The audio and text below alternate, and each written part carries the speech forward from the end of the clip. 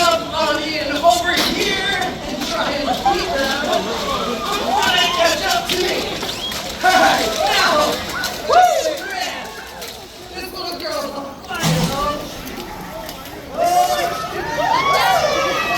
man, this is one dangerous game of hopscotch, let me tell you. Now, like we mentioned earlier, your crocodilians do have the strongest jaws on the planet, fighting with anywhere from 3,000 to 5,000 pounds of pressure per square inch. Now, I don't want to get stuck on this bank with all the animals up here, so I gotta try it on. He's not moving. I gotta make a move. Woo! All right, are y'all having fun? Somebody needs to be, right? Now, what I've got to mention, this is not normal alligator feeding behavior. You see, these are ambush predators, pretty slow on land. So what they're going to do is normally hide at the water's edge, waiting. Woo! Man, that's that several thousand pounds of pressure I'm talking about. That pop makes my heart skip a beat every time. And this water up here is not usually up here. And I'm getting stuck in mud. Man.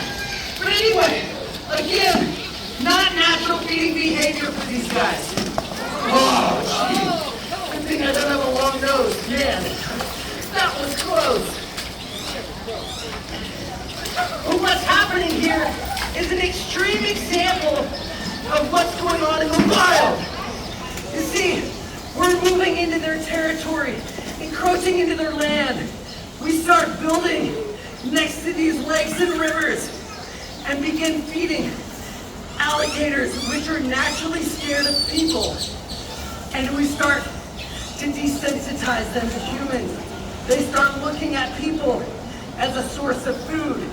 And pretty soon, these alligators that are getting fed, you know, chum from boats and things like that. Whoa, man, it is slick in here. Pretty soon become alligators that look at people as a source of food. And that's where your quote-unquote alligator attacks stem from. Now, you're gonna notice while I'm in here, I'm not just watching out for their jaws, their tails as well. Their tails are incredibly strong. That's what they use to get the majority of their speed from while they're swimming in the water. They're like just big rudders, moving them over 20 miles an hour. Well, they can use those as a tool or a weapon. So if I get up on the side of them, they can use that tail to knock me down to their level.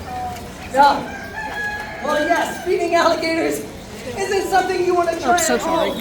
We're actually doing this as safe as we possibly can. What we're doing, tap them on the nose, they open their mouth, and the food goes in.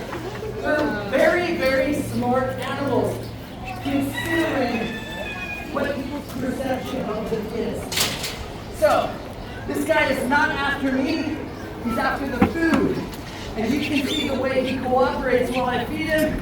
He's been doing this even longer than I have. Many of these animals were actually escapees from Aquarina Springs in the 1950s.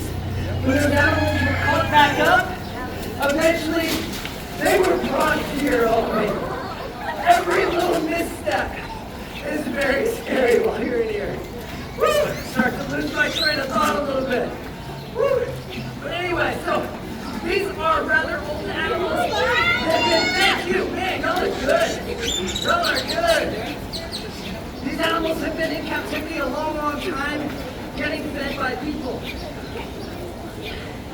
Well, they are, at this size, pretty much predator-proof animals. Strongest jaws, literally covered in armor from head to toe. You can see all the bumps along their body. These are all called osteoderms. They're individual bone plates that are right under the skin, serving as armor for them.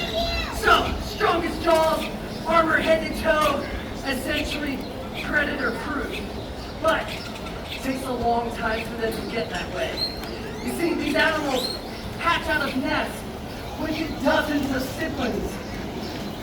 Over 90% of those siblings get picked off by predators over the first several years of life. Whew, man. It is pretty wiry in here. Woo. All right. Now, for a reptile lover though, well yes, this is kind of extreme. This is a reptile lover's dream. You're face to face with today's living and breathing dinosaurs. I want to point out how this guy here is missing so many teeth. If you look closely, he has other little teeth growing right back behind. You see, this is a bull alligator. Many of them are. They're males, and this is their breeding season. They've been fighting over females, smacking dogs. And while that happens, they shed those teeth. Teeth go flying, and they have other teeth right there, ready to grow back in. A couple other cool features about these guys. The position of their nostrils, ready to come their nose, along with their eyes. That enables them to hide in murky water like this, where they feel at home. Come up, take a look around, take a breath, without revealing their size and even really what they are.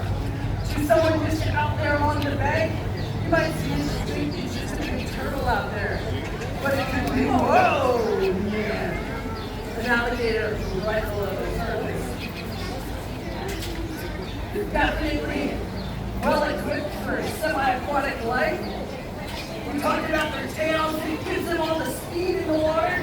Well, they're also wearing a wetsuit, so they're not taking water in here. I gotta get off this little bank while I can here. There are too many alligators. I can just close their eyes, I can slip on by relatively safe. Alright, but that's it. Woo, man, they're just spreading out pretty well. This is where you would normally find them feeding, is right along the bank. We're going to sneak up on the prey that may be down here getting a treat, or maybe some waterfowl looking for little fish, and then they're going to thrust that tail of theirs, plunging out of the water over 20 miles an hour. Man, we're real on that one. You're like, yeah, they're going to catch the prey, drag it back into the water. Now, when he opens his mouth, I want you to notice something. His throat, well, let's see if we can get one facing where more people can see. So notice how his throat, how about you, buddy? Will you open your mouth for us? You'll notice how their throats are closed. There we go. Oh my God. That's another adaptation to life in the water. You see, they're going to catch the prey, drag it out into the depths.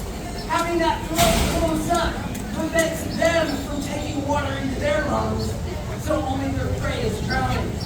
At that point, they're just going to thrash that food, and the way their teeth are positioned, they're not for chewing, they're just for making punctures. Picture the paper tear along the dotted line, right? So they're going to take that meat, perforate it, and then one rip, they get that food in bite-sized pieces. Pretty awesome stuff. Another cool thing about them, which I want you to notice when you're out there holding the alligator when we're done here, is how they have a third eyelid. It goes literally from left to right. And it's see-through. It enables them to actually have goggles on when they're swimming in murky water. Pretty awesome stuff. Now, we've only got a couple rats left here. We are doing a pretty light feeding, but these are opportunity feeders. That means in the wild, they don't know when their next meal is coming. So we're going to eat as long as they get the opportunity. Whoa, man. Woo. So if you're in captivity, though, we've got to end at some point. Because our goal as animal lovers here is to take care of even the cold-blooded critters, make sure they don't get obese and in turn become unhealthy animals. So,